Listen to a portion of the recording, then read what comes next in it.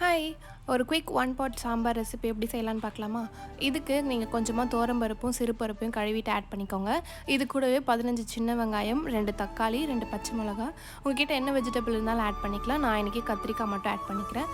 இது கூடவே மஞ்சள் பொடி, உப்பு, பெருங்காயம், மிளகாத்தூள், அதுக்கப்புறமா கொரியாண்டர் பவுடர் இது எல்லாத்தையுமே ஆட் பண்ணிவிட்டு நல்லா மிக்ஸ் பண்ணிவிட்டு ஒரு 4-5 விசில் வர அளவுக்கு விட்டு எடுத்துக்கோங்க. சாம்பார் ரெடி ஆகிட்டு இருக்க கேப்பில் சைட் பை சைடு ஒரு கடாய் எடுத்துக்கோங்க. அதில் கொஞ்சமாக ஆயில் விட்டுட்டு அது கூட கொஞ்சமாக கடலைப்பருப்பு, மிளகு, சீரகம், வெந்தயம், அதுக்கப்புறமா உளுத்தம்பருப்பு, 10 பல்லு போல் தேங்காய் இது எல்லாத்தையுமே சேர்த்துட்டு ட்ரையாக ரோஸ்ட் பண்ணி எடுத்துக்கோங்க. இப்போ நம்ம ஆல்ரெடி குக் பண்ணி எடுத்த சாம்பாரில் ஒரு குட்டி லெமன் சைஸ் அளவுக்கு புளி ஊற வச்சு அது சேர்த்துக்கோங்க. அதுக்கப்புறமா நம்ம அரைச்சி வச்சுருந்த ட்ரை மசாலா இது எல்லாத்தையுமே சேர்த்துட்டு தாளிப்புக்கு கொஞ்சமாக கீ ஆட் பண்ணிவிட்டு கடுகு, உளுத்தம்பருப்பு, கருவேப்பிலை போட்டு தாளிச்சிட்டு இது எல்லாத்தையுமே சாம்பாரில் ஆட் பண்ணதுக்கப்புறமா கை ஃபுல்லாக கொரியாண்டர் லீவ்ஸ் ஆட் பண்ணி சர்வ் பண்ணிங்கன்னா இந்த one pot sambar recipe ready. Next வீடியோவில் மீட் பண்ணுறேன். Until then by.